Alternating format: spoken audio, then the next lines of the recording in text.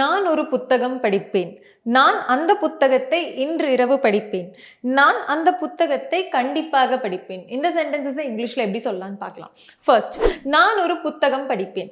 அப்போ நான் படிப்பேன் அப்படிங்கிறது ஃபியூச்சர்ல இருக்கு. அப்போ ஐ வில் ரீட்.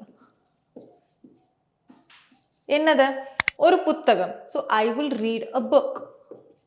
அடுத்து, நான் அந்த புத்தகத்தை இன்று இரவு படிப்பேன். அப்போ மறுபடியும் நான் படிப்பேன் அப்படிங்கிறது ஐ வில் ரீட். எதை? அந்த புத்தகத்தை. அப்போ that book. எப்போ படிப்பாங்க? இன்று இரவு. ஸோ அதை நம்ம டுநைட்னு சொல்லுவோம்.